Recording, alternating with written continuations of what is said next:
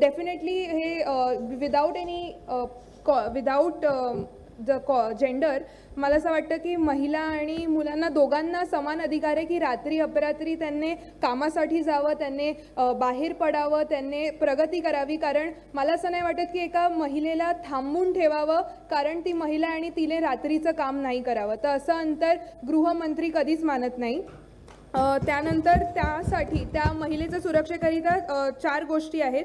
महिला पोलीस कक्ष 975 असे सेल्स आहेत जे प्रत्येक हेडक्वार्टर्समध्ये ठेवलेले गेले आहेत, म्हणजे जे स्पेसिफिक महिलांना रात्री अपरात्री काम करणाऱ्या महिलांना मदत करतं. महिला सुरक्षा समिती केलेली आहे. त्यानंतर सोशल सिक्युरिटी सेल आहे. हेल्पलाईन नंबर्स दिलेले गेले आहेत.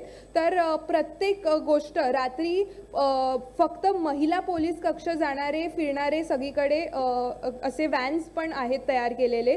आणि सगळ्यात मोठी गोष्ट म्हणजे तुम्ही जे प्रपोज केलं की नाईट आऊटसाठी हे असं काहीतरी समिती करावी, तर ते देखील आम्ही कन्सिडर करू आणि नक्कीच यावर एक सोल्युशन निर्माण करू अशी मी तुम्हाला सांगते. आणि मेंटल वेलबिंग आणि ह्याच्यावर एवढंच सांगू इच्छिते की सगळ्यांचे मतं ऐकले आता.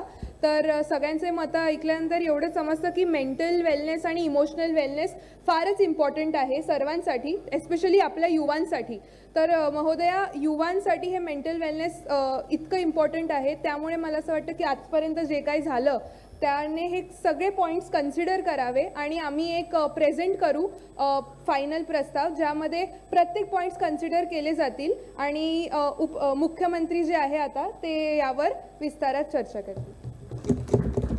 माननीय महोदय, मला 1-2 मिनिटाचा वेळ मिळेल का?